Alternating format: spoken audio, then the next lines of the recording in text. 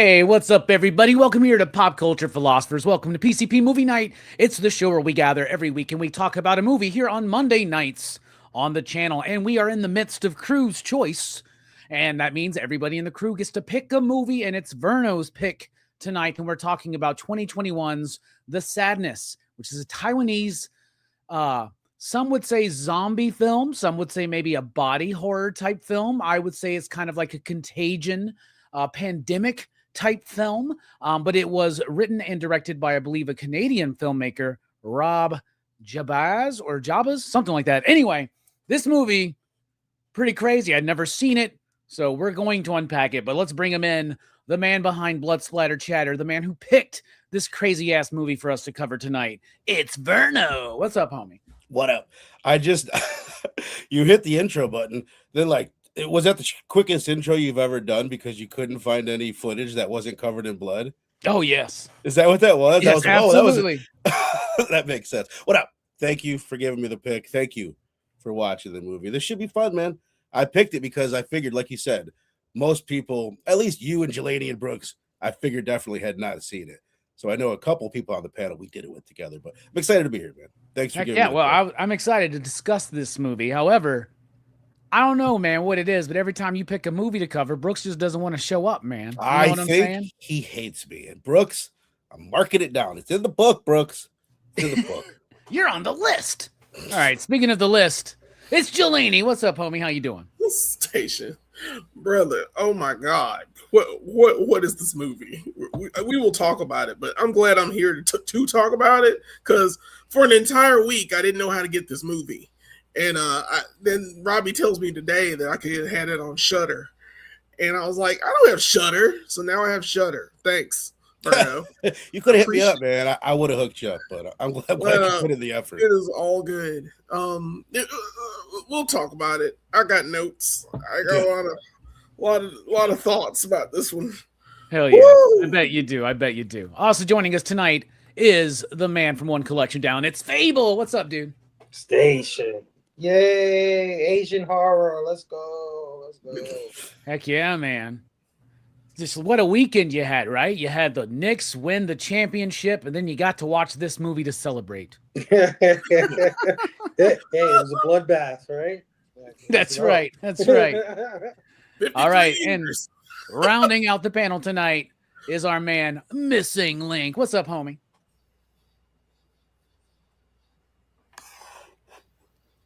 I almost talked on mute, but I caught myself. What up? Happy to be here. Happy to revisit this one. This is, once again, I'm glad I signed up for this because I'll put movies off for whatever reason, you know. I'll say I'll watch them or rewatch them, and for whatever reason, I never get to them. This makes me commit to it, and this is one I've been wanting to rewatch for like a year now, and I finally did, and I'm glad I did. So happy to be here. Heck yeah, I'm ready to talk about it. So, Verno, you guys had already covered this on your channel, right? Yeah, like within the first like 4 months of the channel, I feel like it was really early on, like 3 years ago. All right. Well, this was my first watch of this movie, and I don't know why, but for some reason in my head, I kind of was associating it that it would be kind of something like The Wailing, right? Which is one we covered on your channel, which was very weird and kind of cerebral and surreal in parts, right? This movie's not that. No. This movie is straight up just balls to the wall, literally in some cases, right? And it just starts and it just goes ham all the way through. Now, I didn't get to do a lot of research on this movie, but that's why you're here, Verno, because you've already covered it. I'm sure you're the expert behind this film. But I did hear that the filmmaker was directly inspired by the Garth Ennis comic book Crossed. Yes. Right? And Crossed is one of those books that's like almost too much for me, man. So I never really dived too much into that, right? And you know me and you, we push some boundaries with like what maybe, our questionable decisions and our taste of movies to watch and cover. Sometimes we go on a little bit too far and we've touched the stove and realized, oh shit, mom wasn't lying. That shit will burn you. But this movie has elements of that. And it's got what the F moments for certain, right? I would say that overall I liked it. It did kind of scratch the gore fan itch inside of me, but also sometimes to such a point that it made me uncomfortable. And gore doesn't make you uncomfortable when you just kind of consume so much of this sleazy filth that we do sometimes, right? But I don't know. There were parts of this movie that were disturbing, parts of this movie that I thought were like, I can't believe they went that far. And thank God they actually didn't show how far they actually went. Yes. I found it hard to kind of make a true connection with some of the characters. It just felt a little plotting at times, but overall, I did enjoy the film, and I thought it was a rather cool, extreme experience that I'm glad I've been able to watch. Will I watch again? Most likely, probably, because I'm gonna feel like, you ever see that movie where that zombie crazy man like basically fuck that chick's eye, you know? So like, go fucks a chick, yeah. So there you go. There's a lot of talk about skull fucking in other movies. This one actually doesn't. And you can see it coming, man, because I'm like, oh no. Yeah. Literally. Oh, no. I was like, not even Eli Roth would do this shit, dude. No. Anyway, Verno, you picked the movie, man. What do you think about it? Dude, I love it. I like it even more on my second watch, or probably third watch. I bet I watched it twice when we did it. Before, even when I picked it, I was like, it's not that great of a movie. I told you last week when I was on, like, nobody's going to give it 5s, and I'll stand by that. I doubt there's going to be any 5s, but I also bet there's no other movie that any of us have seen that is quite like this one. Like, it does, for me, it does an excellent job of balancing, like, how extreme it is, how violent. Usually when you have something that's really extreme, it's not fun at all. It's not this fun, and this is actually pretty fun, even though it does some extremely taboo things like we've talked about. It keeps it as light as it can for what it's doing, but at the same time, it's just fucking shocking. Even like aside from the sexual assaults that take place, for those that watch it that haven't seen it, that's what the zombies do. They're fully aware zombies. It's just like they're id. They're not. They can talk. They're articulate. And they're going around and they're assaulting women, they're assaulting men, they're assaulting everybody that they can in every way that they can. But it's still like, it's still fun, and it's got this crazy pace to it, like you said. I love it. Like, it's never boring until maybe the end, which we can get into. But I don't know. I think it's a unique movie. And then for me, I actually really do like the cast, which we'll get into. The cast is solid. It looks great. Like, it looks really good. Way better than a movie that's this sleazy, like, should look, in my opinion. And it does say something. It's not like it's completely void of themes. There's actually a handful of them, but it's not like the deepest movie ever. But there's something to say. It's a wild movie. So I'm dying to hear. Jelani, you're the only one now that I don't know what his thought of it. So I'm dying to hear what you have to say. Well, Jelani, what do you think? Woo, boy. Damn. I wasn't prepared for this movie. Let's put it like that. Let me begin by saying it starts off as a cutesy love story where the guy is like kind of aloof to realize that he should probably not take that job and go on the vacation with her. But who knew it was going to be like the last night or last day on Earth for anyone. It goes so ham so quickly. Like, it jumps off the rails with the old lady on. And the old lady with the heckin' phlegm, I didn't know that was really old lady. I just thought it was like a souped up dude. But as I looked at it further, I was like, that's an old lady. Yeah, I thought it was a dude too. Yeah, and it's a crazy old lady. And it just sets off this chain of events that I never thought would happen. I mean, the man loses fingers. There's skull fucking. There's technically a zombie orgy scene in this movie. It's so much to process. It's just so much. And I loved it. I love this film. Hell yeah. It is so randomly fucked up. Like, it's so like it's what society is already, but we just don't do it. It. This is what I mean. It basically, it opens it's basically you at a million. That's what this virus is. It's contagion pandemic, like you said, Robbie. It's body horror. It's so many different things all together. Like the sadness is sad. It's truly like I just finished watching it. I may have to watch it again to be sure. Do it. That I was like, I saw what I saw. I was like, of course, a skull fucking is a horrible experience for anyone. But to turn into a thing that also does horrible things to the next person is basically how humanity, the way I think humanity is going to turn anyway. So I like it a lot to the point of almost damn near loving it. I'm lying. I love it. I fucking love it. It's just one of these films that you probably need to watch. Definitely. And that's just my first time seeing it. We'll talk a little bit more in depth about, what's going on and the music and all the things that are necessary and what this movie means. I'm excited to talk about what this movie means to everybody here. For sure. Because you can drag anything out of it. Like it's one of these films, man. It's love. It's by the way, true love, especially at the end.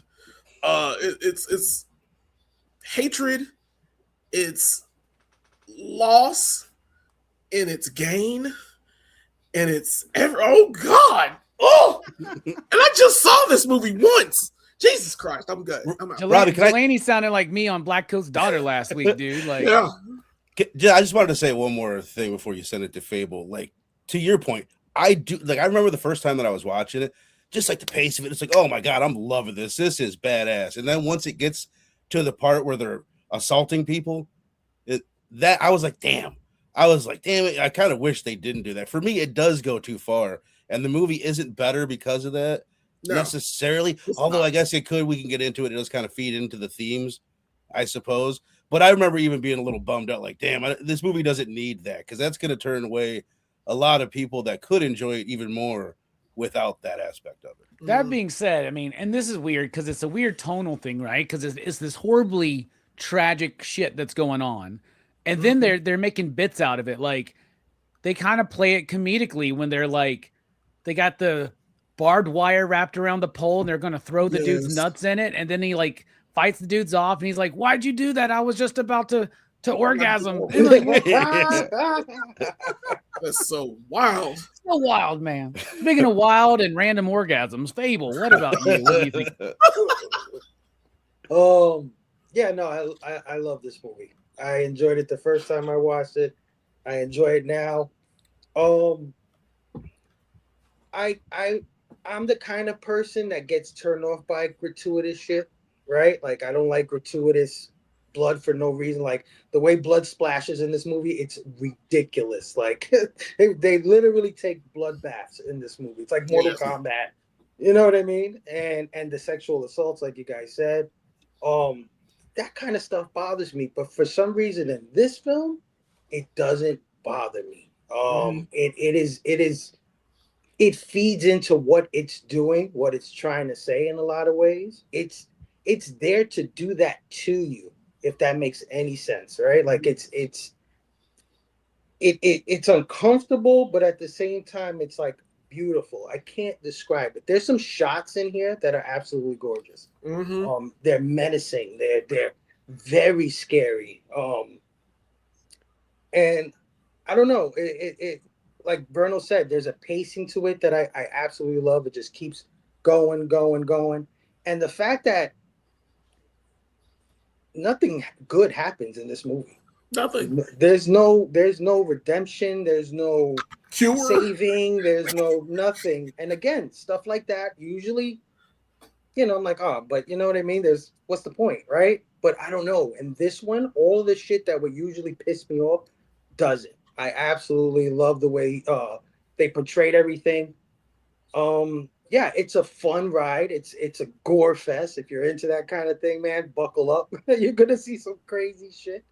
And yeah, man, I'm glad it exists. This is the second bloodiest movie I've ever seen. But the other one is the one with the sisters or the girls that grew up in the orphanage.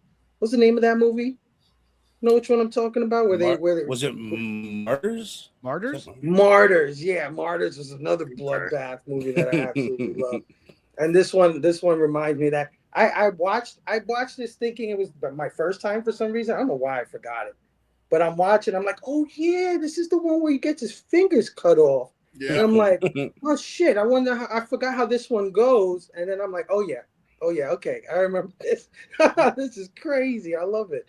So no, I enjoy this movie. Not something I probably watch all the time because it's a little much. But I would recommend it to horror hounds 100%. If you're into horror, definitely check out this movie. Yeah. But if you're just somebody who's just curious to see what's this all about, maybe you might want to. It's not for everybody. Brooks would not like this film.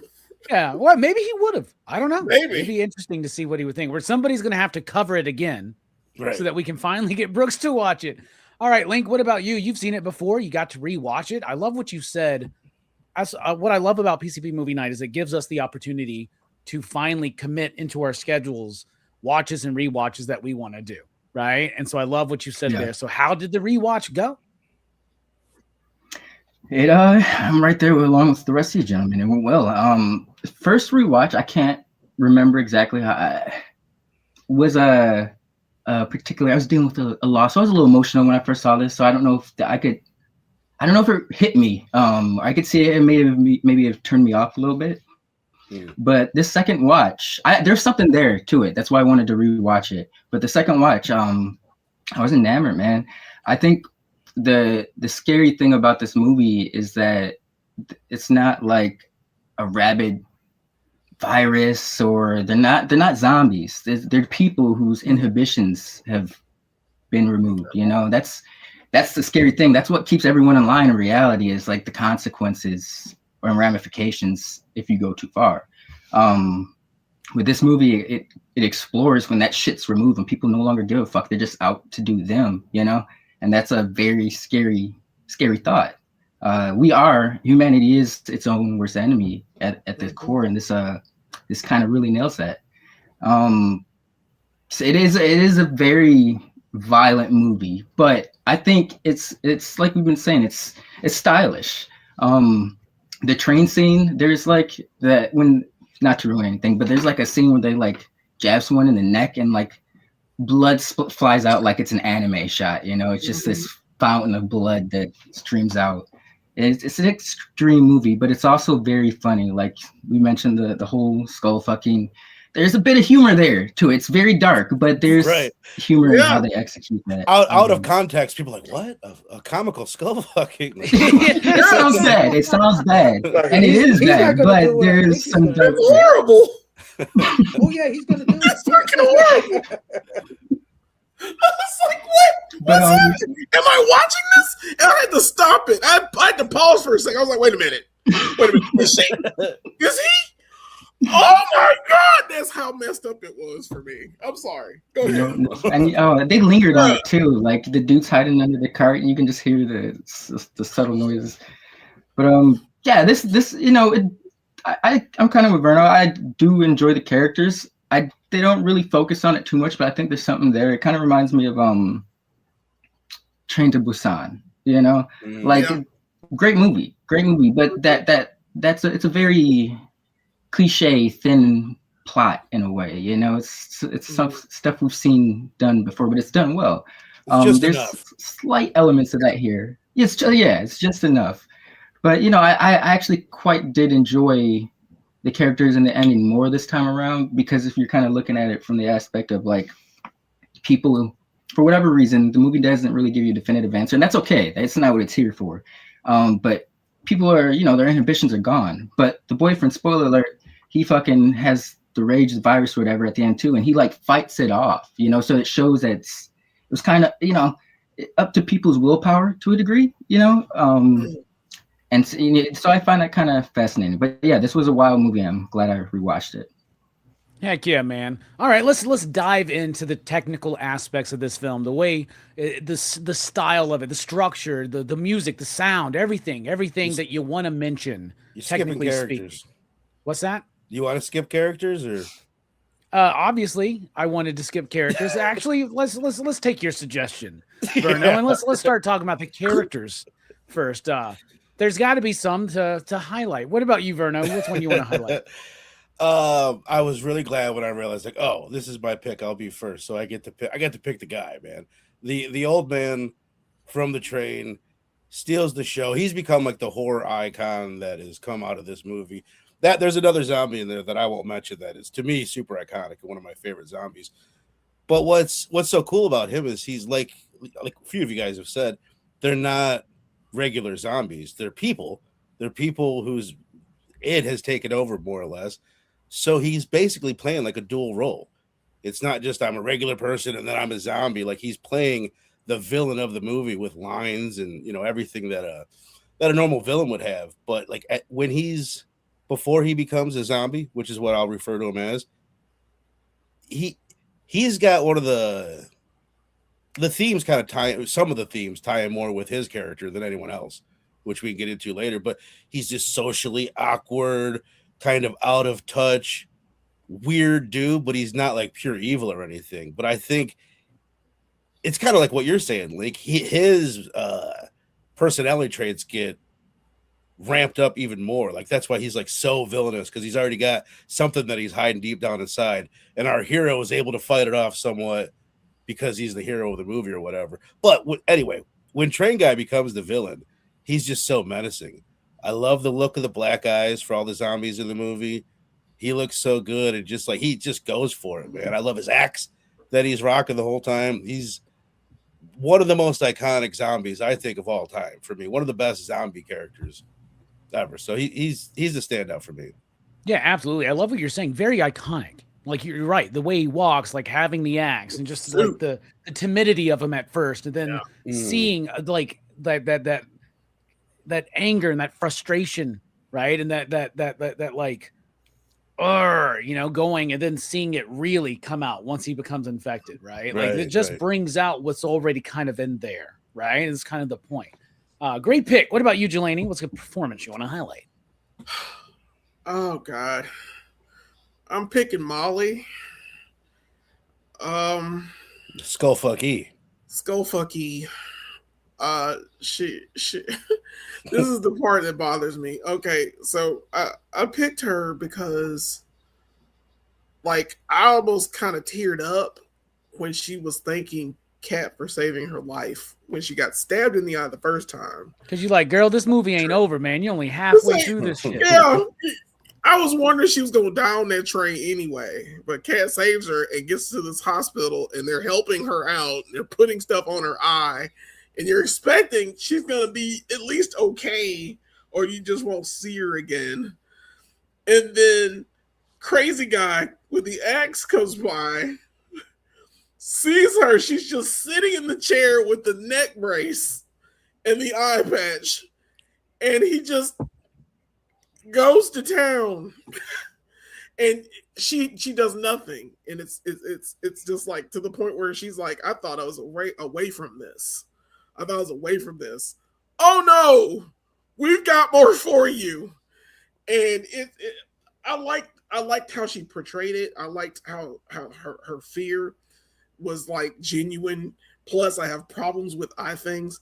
Robbie knows this. I'm notorious for hating eye pokes outs, anything at all. But this one, this took it to a whole other level. And I have to rethink my entire existence. Dude, if Volty watched this film, he'd go, damn it, why? Yeah, right. Why? Yeah, why you stole my shit? But she's such a great character because she turns around and she becomes one of them and uses that bone saw on that dude, which is like one of the bloodiest scenes in this film. It is like she's just spraying blood everywhere, and she's just gleeful as these the other ones are holding this guy down, which I think he deserved it because he's kind of a shit ass. But I'm looking at it, I'm like, oh my God, this scene is so beautiful. And the way, the joy in her eye when she is cutting up. She is cutting up. And so I pick her because that was she got a nice kill off. before, Yeah. after all the shit that has happened to her. So I'm gonna give it to Molly. Yeah, dude, that's a good pick, man. I like that. What about you, Fable? Who you got? Yeah. I like how Molly. I like her turn. Right? Yes. Like you said, she's so fear, and then when she finally turns into one of them, she looks deranged. Yeah, deranged. she was wrong. And she did great. She was eating brains and everything. She was going to town on whatever that was in front of her first. I was like, wow. Yeah, that's and her eye hole was like bigger. Yeah. Yeah, I know. That was way bigger. Oh, my favorite is Verno pick too. I love that dude. I totally 100% agree with you, Verno. I can get a NECA of that guy, right? Right. I can figure that dude, man. But I'll go with Kat. I think Kat was fantastic. I really felt for that girl. I really did, because she really loved her boyfriend. Yes, she did. She loved him so much, right? And she was so frightened, and all she wanted to do was for him to save her, right?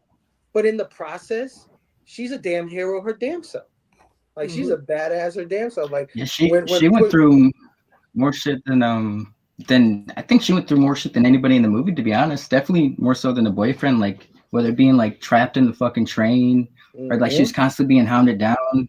The boyfriend had like some room of like, I don't want to say freedom, but he was out in the open. She was constantly in these enclosed spaces and like being like she didn't have against her will. So it feels like for a good 20 minutes, Jim was just like, riding his bike, enjoying the breeze. he had a few opportunities to catch his breath. She didn't.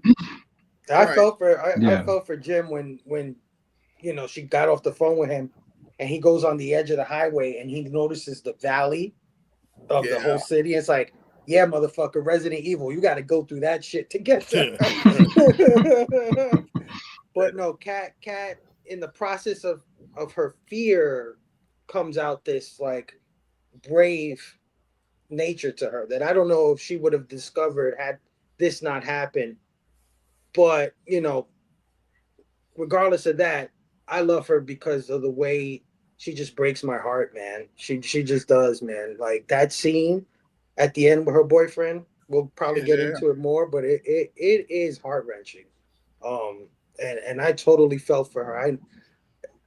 She's looking at her man and that's the person she loves the most in life, and he's basically dead, right? Like, and she's realizing how dead or how gone he is. Yeah. And that shit was crazy. And she did a great job bringing that out. So I'm gonna give it to Kat. All right. Good pick. What about you, Link? What you thinking? I was gonna go with Kat as well. But that's a great pick. But I'll pivot to I don't know his name, but Jim, he played such a fucking weasel. No, Jim. Shout out to Jim. But the dude that got chopped up by fucking eye socket girl. He was just like the biggest weaselly piece of shit. Like he wasn't even affected. That's the fucked up part. Like when he at one point he like grabs Kat's hair and shit, and he's like calling her a bitch, all sorts of things. And I'm like, oh, this man turned. He never turned. He was just a piece of shit. And he got his comeuppance. But yeah, he played such a weasel. I was like, oh my man, because he at first he held the door down, didn't want to open it for him, being a kind of sort of pretty much a coward. But then when he turned, I was like, he's kind of weak. So I could see him. He never turned. He was just a big piece of shit. So I think he nailed that aspect well, and he got his dues. So I'll go with that guy. He was funny. It was so hilarious when she was like, unlock your phone, and he unlocked it, and it was like an anime girl's on the that guy doesn't fuck. He's what they call a goon. That's a good pick. I got to give a major shout out to Jim because he does carry a lot of the movie, especially at the beginning of the film. Like he carries like the action driving force of it for a moment until then we kind of switch into Kat where it's a little bit more of the like deeper parts of the story. But then there's that connection between the two of them that you feel throughout the movie. That like when I said I wasn't connected to the characters, that is part that I was connected to. was like, man, what it would feel like if your woman is across town in this shit, right? Like I felt that, like, oh my God, like, I don't know how far in that fucking valley I'd make it, you know? I'd be like, I'm on my way, I'm dead, probably, you know what I'm saying? Like, but I mean, like, what would you do? Like, you got to, right? And like, I was feeling that in the movie, and it's because of what they are able to build in just the first bit. Like, I love that opening scenes with them. It's not just your typical romantic comedy fare. She's kind of annoyed at him, right? Well, you pick up your shit, you know, they're normal.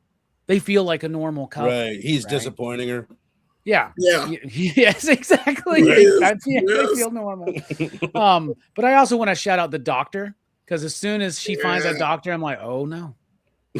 Oh no, this dude, man. I was even like, I bet he motherfucking created it. Didn't you find out what he was doing with the babies? Dude, get the fuck up out of here.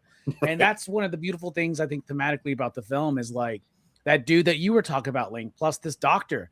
None of them returned. They're two of the most horrible people in the fucking movie. Yep. You know?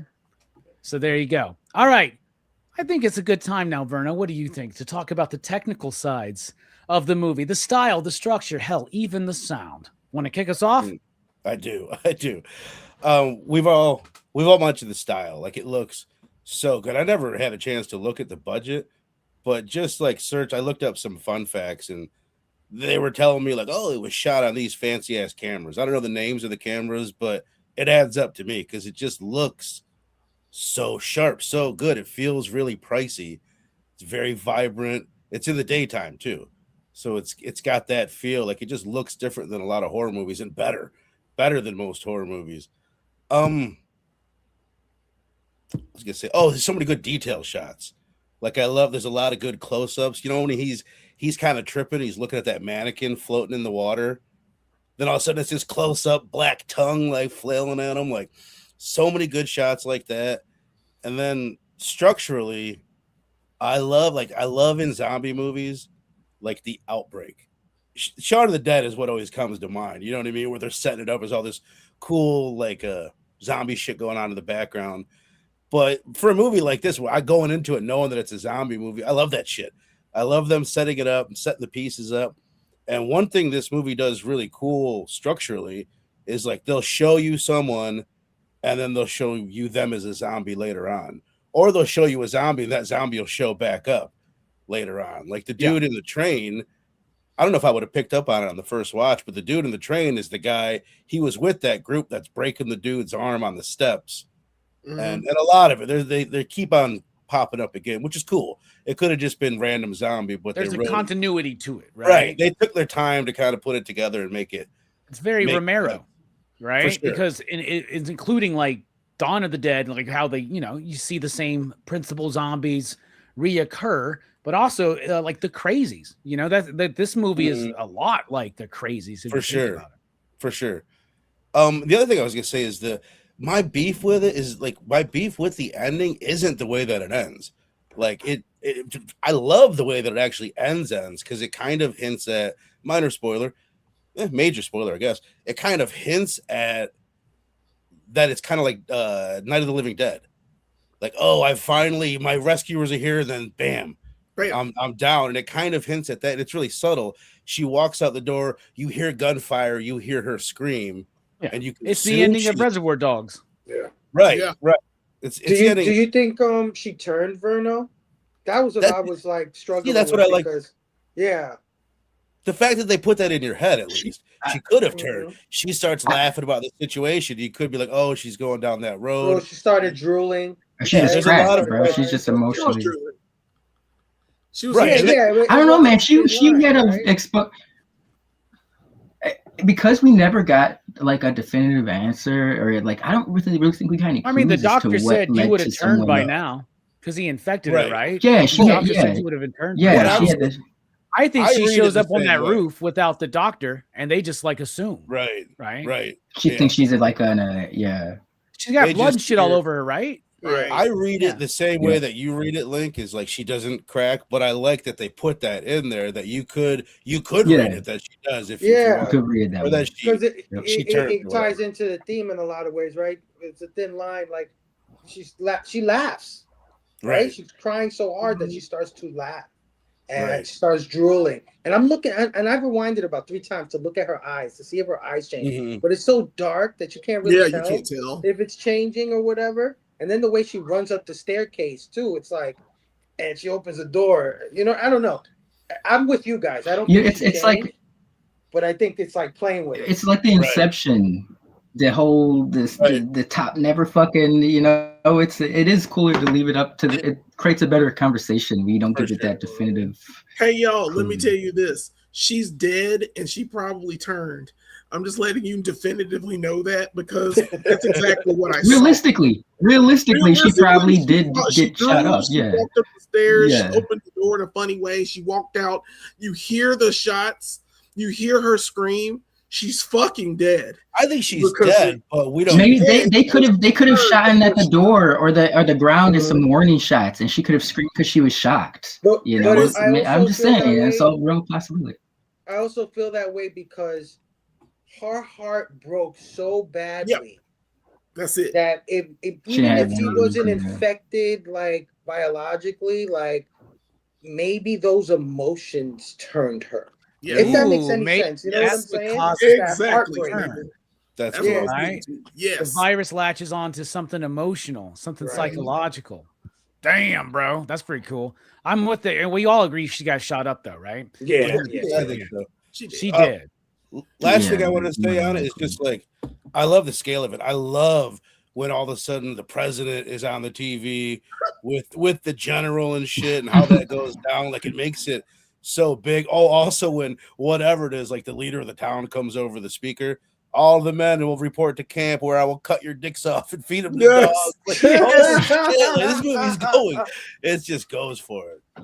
It's crazy when you really think about it. This is a Taiwanese film. This is what they're all like. Shit, dude. They really want Xi Jinping. I love that scene with the president, the grenade, because the camera guy is just like chilling for a second himself before he finally dips. Like he's like, is this actually happening? And he's looking and he just like, oh shit, grenades in his mouth. All like that. They're like, what?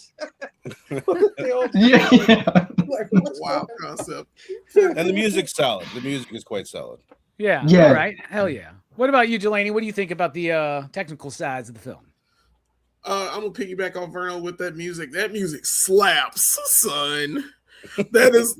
It's like death metal had a baby and it was this music, and it's so loud and bombastic at the very beginning, like it got me into the movie already, and then as it progresses, it just, oh my god, that score is just it's infectious like the rest of the film.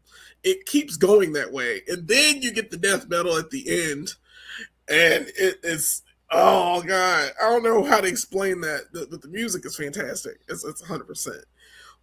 It is shot brilliantly. It is. I like all the shots. I love the ending shot with Jim just sitting there smiling and blood. He just drops his hand and the blood drops out of his neck. I'm like, that is the best ending shot for a movie I've seen in years. Like, that's how you're supposed to end a film like this. It just it goes there. It's the practical effects are so amazing. I love the every second that I didn't see digital blood gave me so much joy because I was like, oh god, they used like that first major cool kill with the fucking hot oil.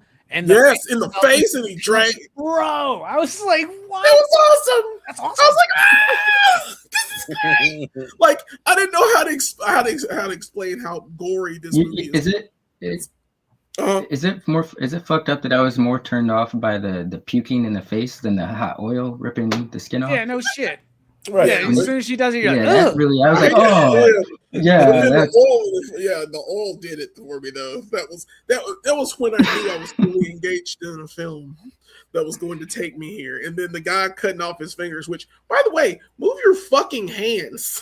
Maybe out of the way of the thing while he's doing the thing. That's how he was holding them, right? Like he was. Yeah, and I've been like, we're gonna figure out another way to do this, bro. But I love how he's just gonna wrap that up and just be like, fuck it.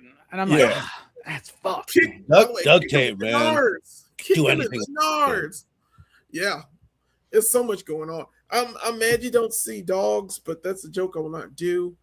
It is a weird. Yeah, I know. I'm sorry.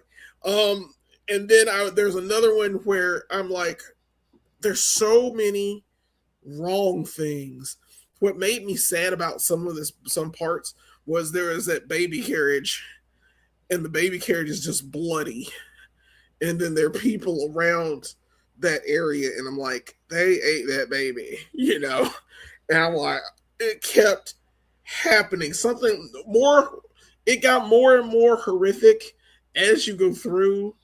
And the first time that guy was getting like assaulted, like he gets thrown back and got, and I'm like, oh, they're doing that too.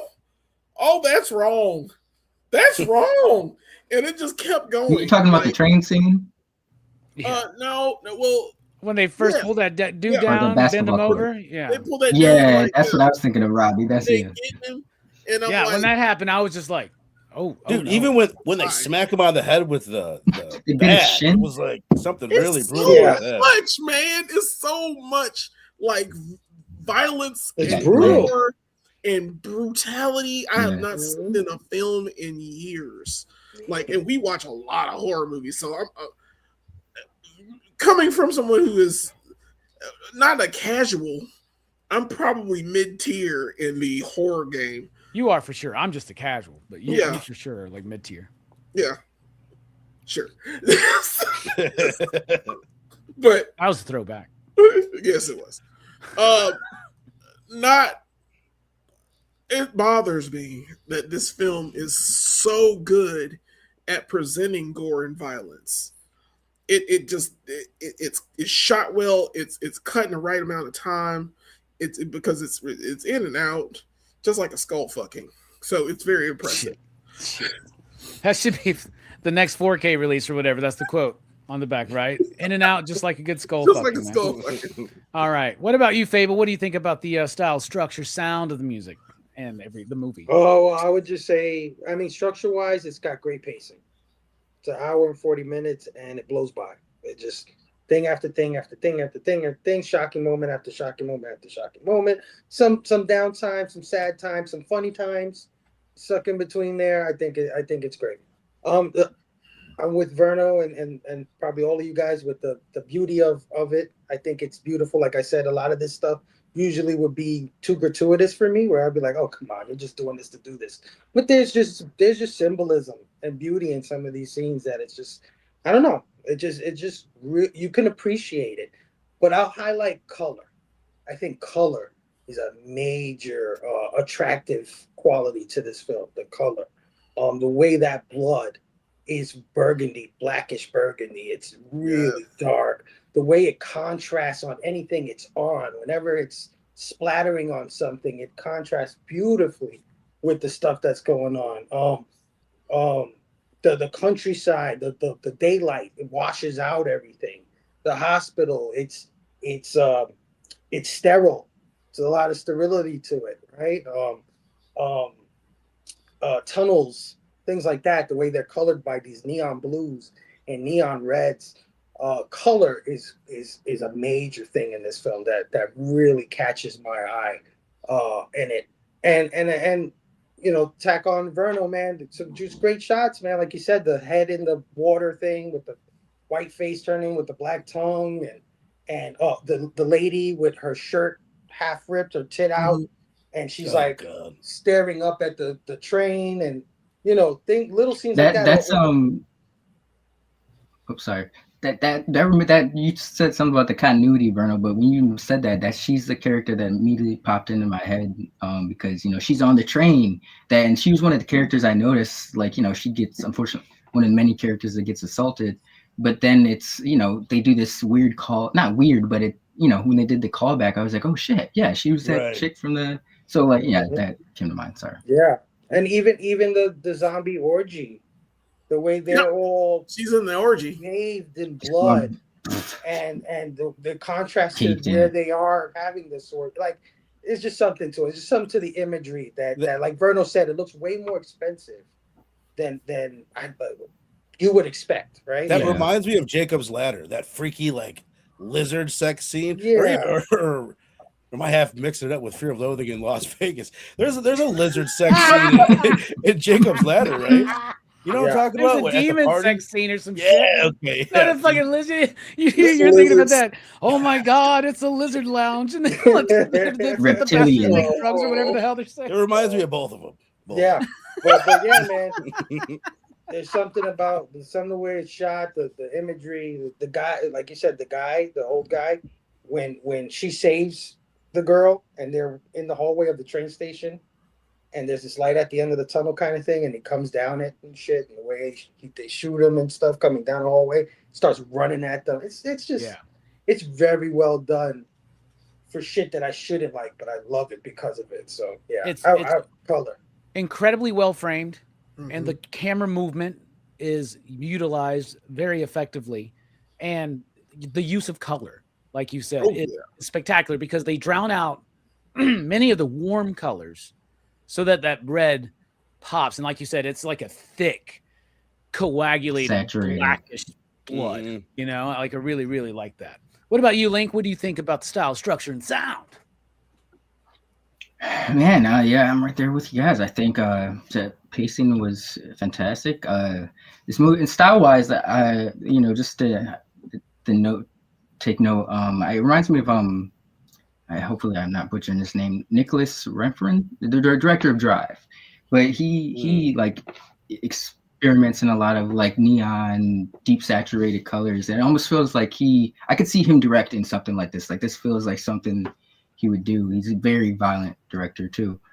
But there was a shot where the axe dude is I think this is like when he gets in the hospital and he's like standing over this light, but it's like a red neon light, but it's like, and his shirt looked really cool because it's like he had a white shirt on, but it obviously was caked in blood because it was like a deep red at this point, but it didn't look like a shirt caked in blood. It looked like it was like a red satin shirt. It was just like how cool it came off. I think this movie just excels. Yes, but this movie excels visually. The pacing's up there with it, but I think the visuals do stand out. I enjoyed it quite a bit. I dig what you guys are saying about the pacing. I do think it moves pretty quickly. I do think it slows up towards the end a little bit. I think it slows up is when we find, like, once the boyfriend turns, once Jim turns, I feel like it slows up half the story because they're trying to hide it. But because now his story's over and we're just seeing his foot every so often. And we're just seeing behind him. He becomes a slasher killer where it's just feet walking. Exactly, right? Yeah. And it's like, it's so obvious. And they should move that later into the film, I think. I'm sorry, Link, what?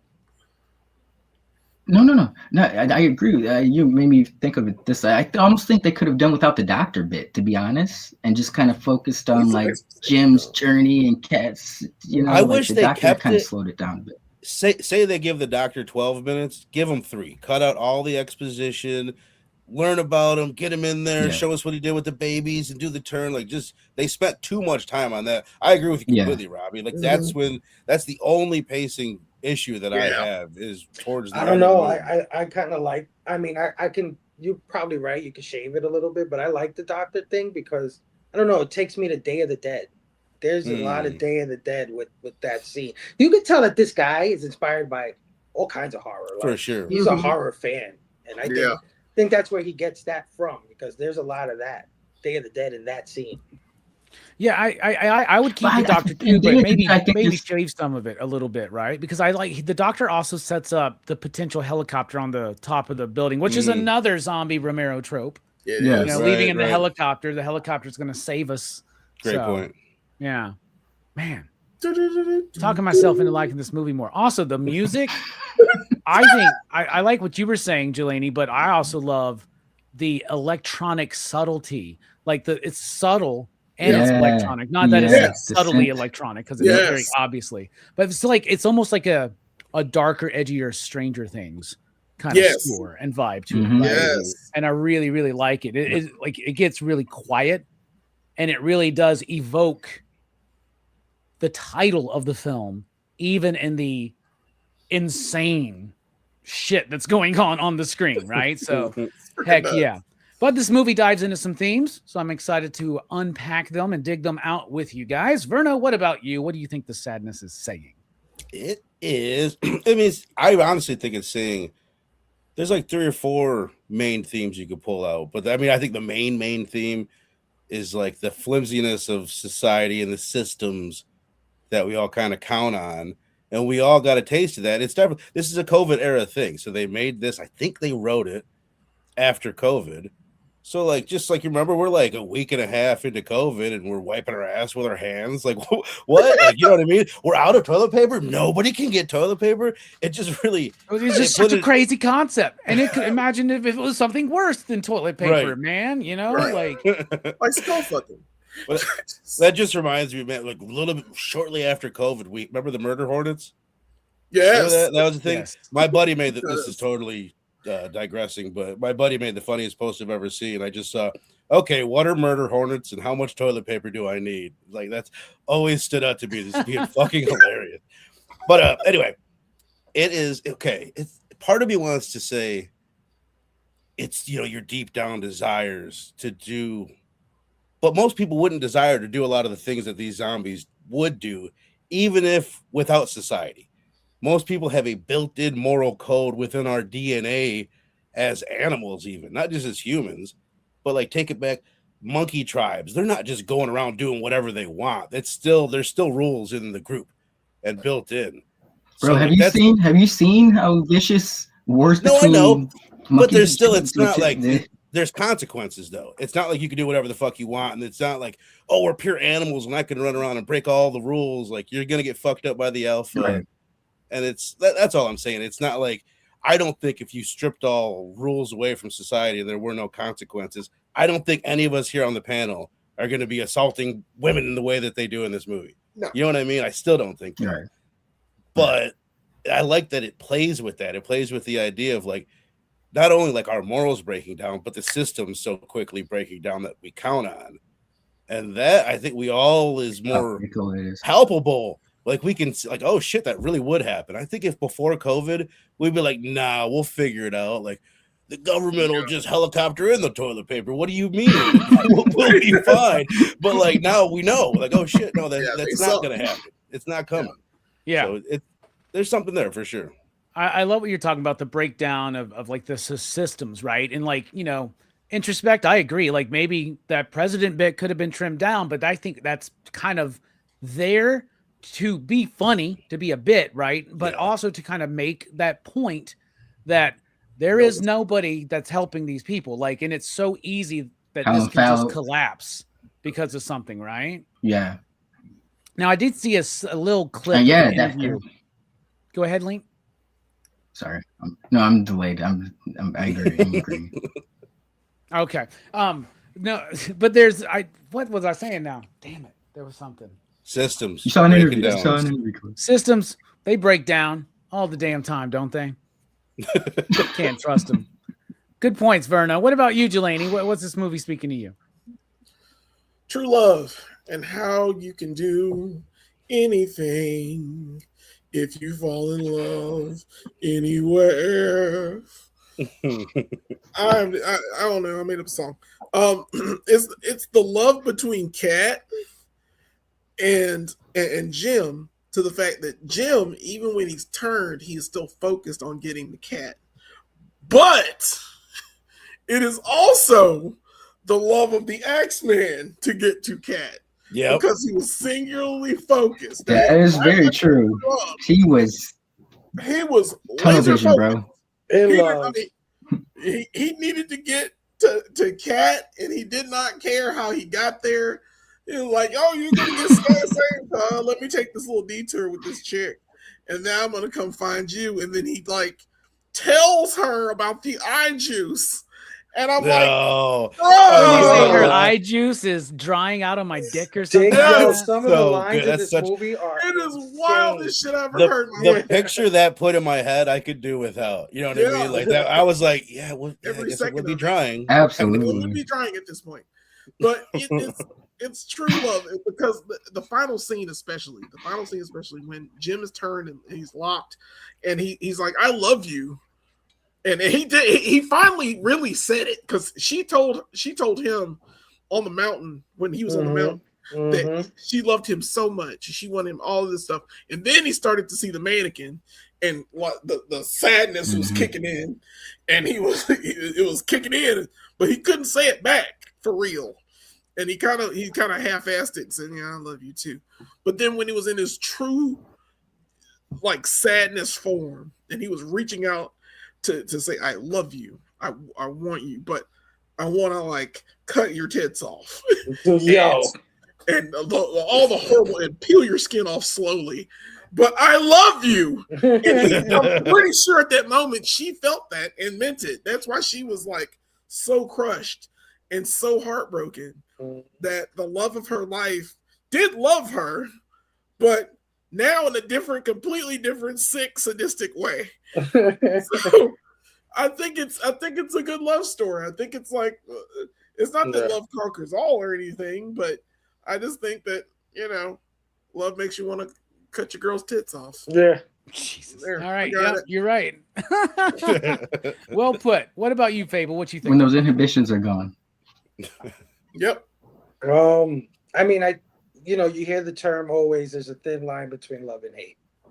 And I think in this movie, it's all about the thin lines of everything, the thin lines of the subconscious and the conscious mind, the thin line between civilization and uncivilized, morality, immorality, right? Just this like thin thing that you could cross over each way.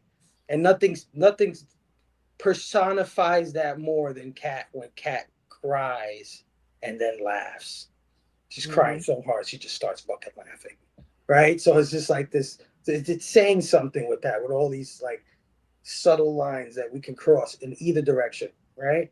But I also think it's a commentary on the mistrust of institutions, right? The government, the scientific community, things like that. Like, these people have become our caretakers, if you will, have become so sick and depraved that they made the very people they're in charge of sick and depraved. I think there's a commentary. I think that's what it's saying in a little, in a subtle way. You know what I mean? Because the scientist dude, he's off his fucking rocker, right? Yep. Like, but that's not what he's meant to be. The president too. The president's like, we're gonna fucking fight this shit, and everybody's like, what the fuck is this talking about? UFC. Yes. UFC. Yeah.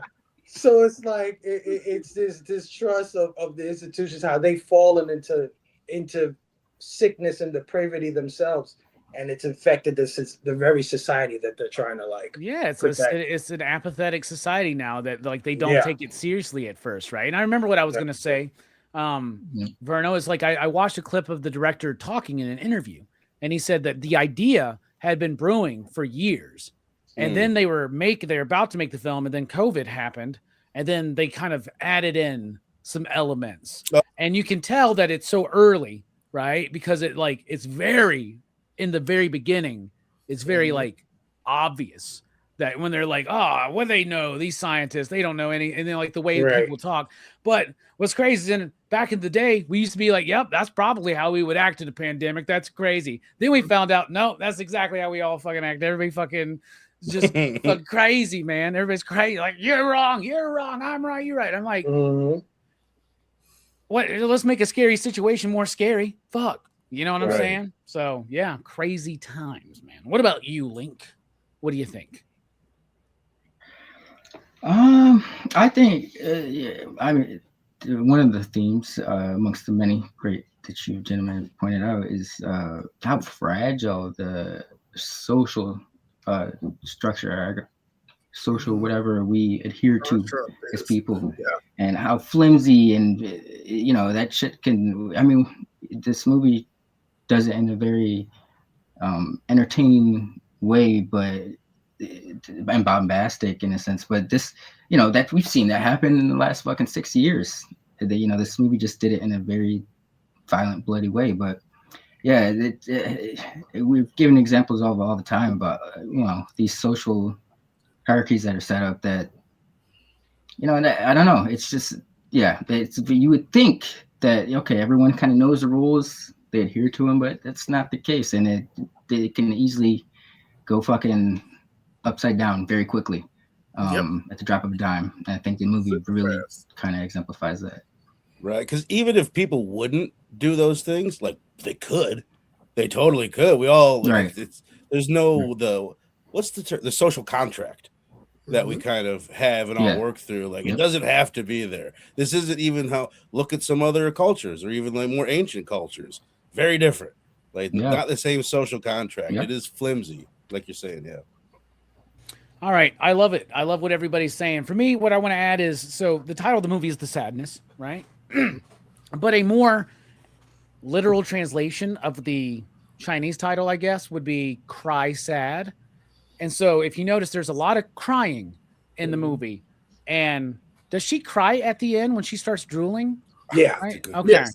So that's something interesting to me because what I'm thinking is you see some of the infected while they're doing these heinous things crying, Right. Yeah. right? Because The they can't. stabber in kind the of- train Yeah. started. Sorry. Jim. Yeah, it's like they can't stop themselves, Jim right? at And the they're end. aware of Mhm. what they're doing, right?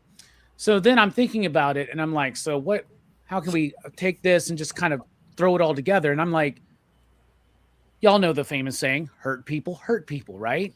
We all deal, especially in an age where life gets more overwhelming, more chaotic, too much information, too many voices, too many cooks in the kitchen. Everything is so crazy. It's hard to actually take time to be still with yourself and feel connected to who you are. And it's easy to lose who you are. It's also easy to lose who you are with other people and isolate yourself or feel sad or because feel like everything that's bad that's happened to you is what you are now, right? And we can get so overwhelmed with our own sadness and the own tragedy of our own lives that we then can use that and lash out at people. How many times? I mean, I've done it. I'm sure y'all have too. Hopefully not too much, but you're like arguing with somebody or you say something to somebody you love or you fucking maybe throw a punch on one of your friends in a moment of heated passion or anger, you know? And you know what you're at the time that's not, you know that that's not you, right? But you get like wrapped up in it, right? But hurt people, man. And what I love about the end is that even his powerful love for Kat couldn't stop Jim from this desire. So it isn't like about just love overcoming all, like we said, but it is about that strong connection. But the true sadness is that when we live and are owned by our sadness, that's when we hurt others, and in particular, those we love, right? And that's what's truly tragic and sad to me about the fall of civilization and disconnectedness of civilization that I see going on right now. I think this movie's stating stuff like that. I don't know. So there you go. Just an idea to put in your head. So time to rate this movie out of 5 possible you digs out there in the chat. If you watched The Sadness, let us know what you think. Verno, kick us off on the panel. I will say, I think the conversation is actually bumping. It's my pick, but I think the conversation is allowing me to bump it up. I'll say, I'm going to give it a 4.5, man. I think we did this, like I said, like 3 years ago, reviewed probably like 150 horror movies since then and seen a bunch more, at least probably 200 horror movies since then. I ain't seen another sadness, dude. They haven't run into anything that's even like this. The only thing, and I would love it for people in the chat or watching the replay, like comment down below, hit like, subscribe, ding that bell for notifications. Like, what's another movie? Like, what else does what this does where it's so extreme, but still has like it's entertainment first. It's not a bummer to watch this like crazy deep movie. I would say the only one that I can think of, Fable and Link, you guys have seen it, and that would be When Evil Lurks. Does this to a degree. It's very comparable where once it starts going, it's fucking going. And it goes for it with the gore. There's some heavy themes and it's fun.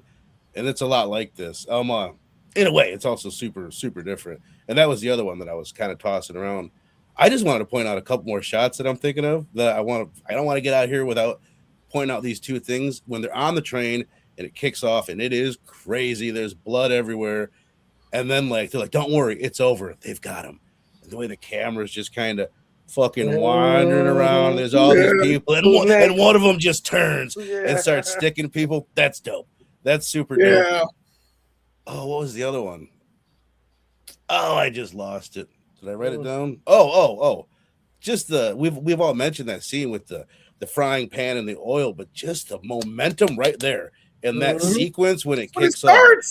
Man, frying pan, old lady coming at you, hit by the car. Oh, all of a sudden the person that hit him with the car is a zombie. And there's a zombie on top of the car. Now there's a woman flying out of a fucking window. The building. Like, That's super dope. Damn. It's like when we first watched 28 Days Later and we weren't used to zombies turning so quickly. Right? And you're like, what the fuck? When he's turning the key for the scooter. And they just gives the tiniest little turnover. That was a great scene. Shout out to Jim too. When we were talking about shout out to Jim, when all of that is going down, he's like this. Yeah, like, I can't fucking believe this. Yo, he's good, man. I think he is really good at the movie. Yeah, man, it's good. Also, just a random thought for those, like maybe if you don't like watching movies with subtitles and you're like a little hesitant to go watch this on Shudder where it has subtitles, or I'm sorry, where it's only subtitles, no dub. This movie, it's so action packed, like you don't even notice it. Really, once the movie gets going, it's not a movie that's like kind of hard to keep up with, and you're reading and you're missing scenes. Like you forget that it's a different language real quick. Hell yeah. All right. So a 4.5 from Verno, man. I like it. What about you, Jelani? What would you rate this film? Like I said at the very beginning, I love this film, and the discussion makes it even more so. It's gory. It's telling a story while it's being ultra violent, which I wasn't used to at first. Let me tell you the situation. When I watched this, I just watched it today. So I was cooking food. So I cooked food. And I paused the movie because I was like right to when he goes to the restaurant. And I was like, oh, yeah, that's right. I got to get some food. I got to eat something before I do this thing. So I sat down and I put my plate down and started the video back right when the fry thing happens and all the crazy shit. It starts right when I'm eating. And I'm like, now I can't eat. So... And then as it keeps going, I'm like, is there a part I can eat? Oh, no, I can't eat. Great. So because of that, I'm going to give it a 4.69. Yeah, that's what I should have gave it. You know what? 4.69, me too. I forgot what we were at. I'll take that. I'm done with that. I do 4.69 because I was not expecting it. And it deserves a 5 on the second watching. That's how I feel. It's how confident I know that it is good as a 5 on my next watching. But I started it while I was eating, so 4.69. All right, there you go. Fair enough. What about you, Fable? What are you thinking?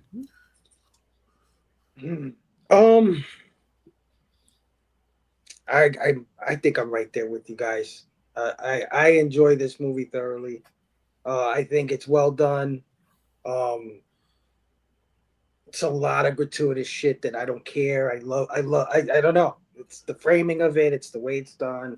It's the comedy, the dark comedy. I think Link said that earlier. Dark comedy of it all. Kind of too. Yeah, there's something kind of funny to the shit. Like, grease on the face. Oh, you know what I mean? But it's still like it's gory and it's fun. There's a funness to it's that. Not played straight. Yeah, it's something to it that anything that I would piss, it just I don't know. It pulls me the other way and I have fun with it. I would only ding it because I think Link also said this earlier. It's nothing we haven't seen before. This isn't breaking any ground in any sort of way, right? I see a lot of Romero in here. Like you said, Robbie, I see the 28 Days Later in here. I see the love letter to these types of films all over it.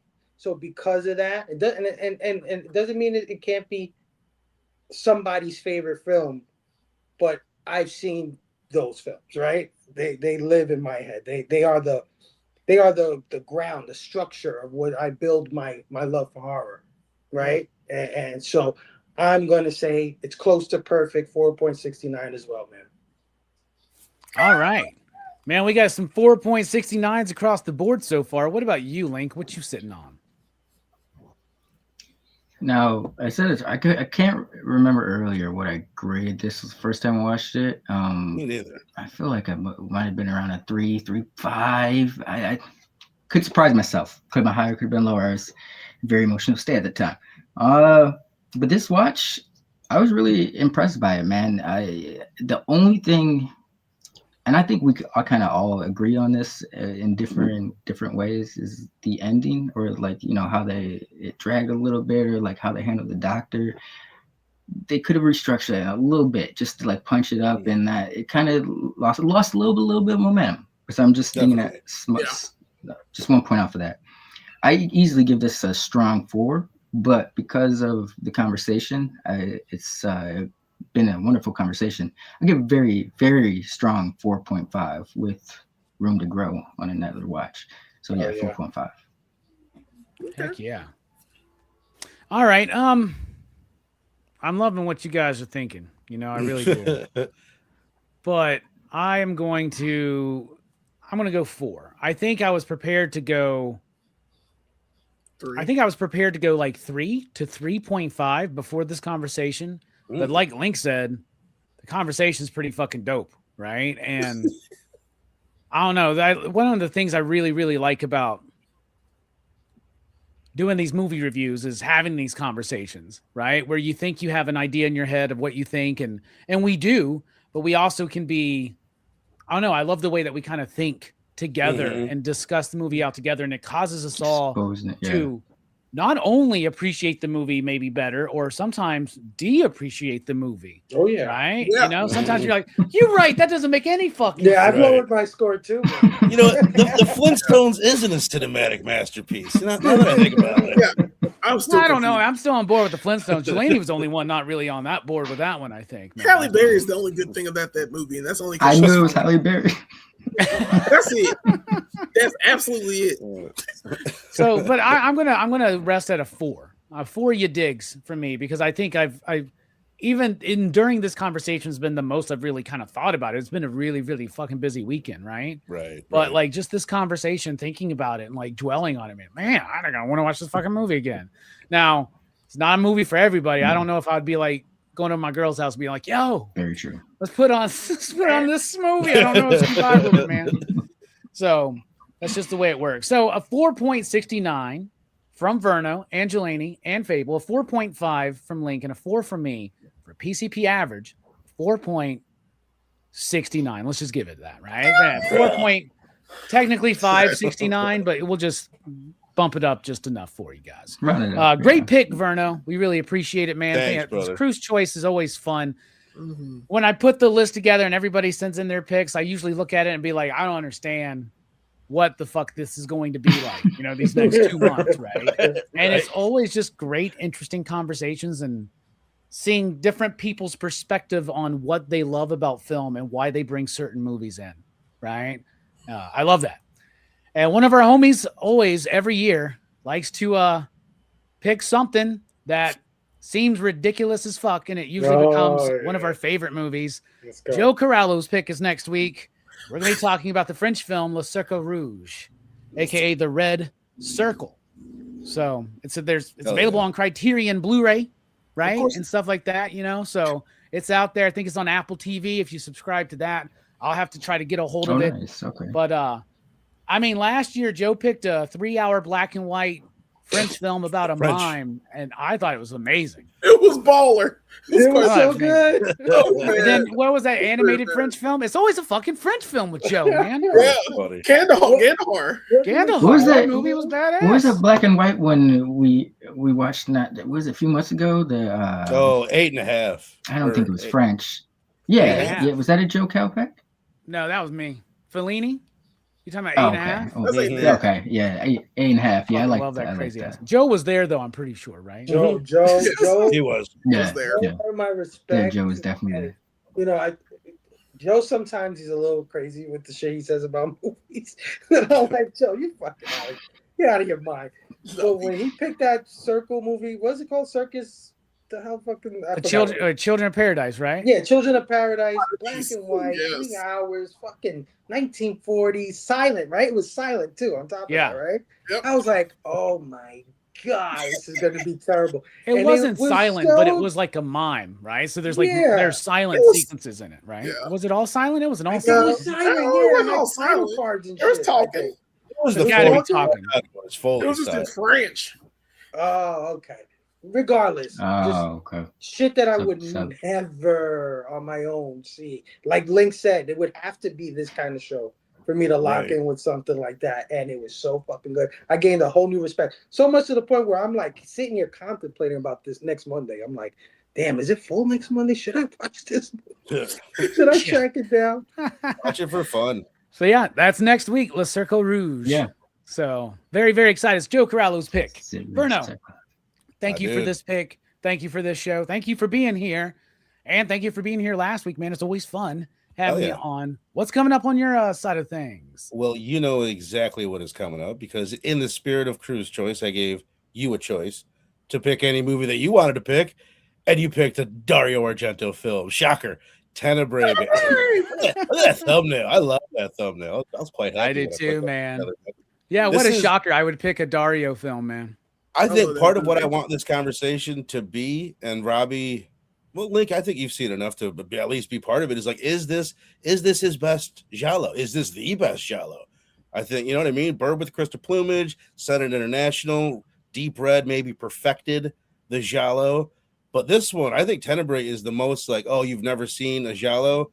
Check Tenebrae out. It's the most accessible of all, I think, Dario Argento's, and maybe all the giallo. So I'm really excited to get into it, to show Link. He hasn't seen it. Stu hasn't seen it. So it'll be a really fun one, man. I've been wanting to do it. Yeah, I'm very, very excited, man. One of my favorite films, dude. Like, I know we talk about Argento a lot. Everybody talks about Suspiria. They talk about Deep Red.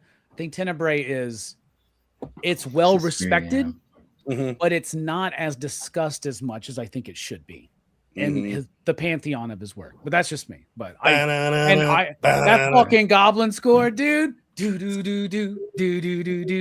Goblin score? Yeah, it's fine. Oh, yeah. It's Goblin. Of course it's Goblin. And this guy is some disco goblin in it, man. It's like Disco Goblin, yeah. and some of the theme Justice actually used. I don't know if y'all know that it's like a French like electro band. Oh, or shit, electronic Justice, band called yeah. Justice. There's a song of theirs that's the Tenebrae. It's sick. Yeah, so good. Tenebrae Thursday night, right, Verno? Thursday night, 8 Central Time. Blood splatter chatter. Be there. Be square. It's gonna be fun. Hell yeah. Jelani, as always, thank you for being here and thank you for being a friend, traveling down the road and back again so many times together. Why don't you tell everybody what you're up to? Final thoughts. Yeah, good time. Yeah, Brooks and I do this thing called Go Figure Reviews. We didn't do a video last week, but the ones we did the week before are the Archangel from X-Men 97. That's AI. And the other video I did with Huggy from Huggy's Toy Shop, which is a Punisher Hulkbuster. Nice. That is an awesome retooling of the Hulkbuster body mold that they used for the Build-A-Figure years ago. It's very nice. I very much like it. Check those videos out. Of course, get out there and go figure. Hell yeah, appreciate that, man. You don't have to tell us that thumbnail was enhanced by AI, man. We can tell. You don't have to tell us. No shit. Anyways. That's six-fingered Archangel. I don't know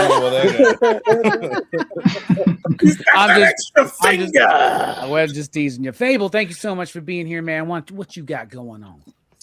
We got the old I was about to say the all new, all different. The Absolute Blame Fable show this Friday night, 9 p.m. Eastern. After a 2-week hiatus, we are back, and a lot of the crew have come back from Heroes Con recently, so we're gonna have them on talking about their adventures, their pickups, and it's your boy's 46th birthday, so we'll be celebrating that as well. Let me do the Kevin Hart. Damn.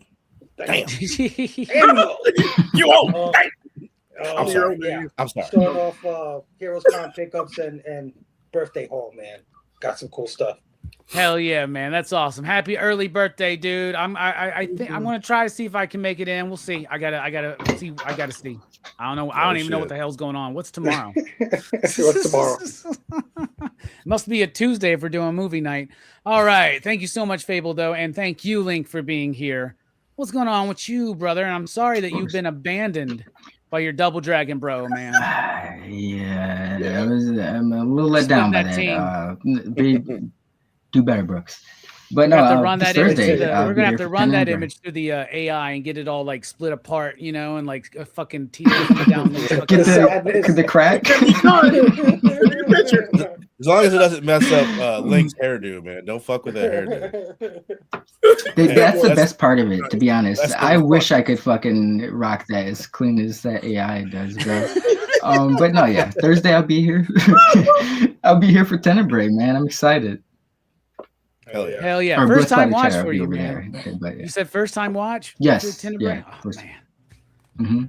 That's going to be fun. All right, everybody. Thank you for joining us out there in the chat, you guys. What's Sorry, I forgot. Is it this Sunday? DHS?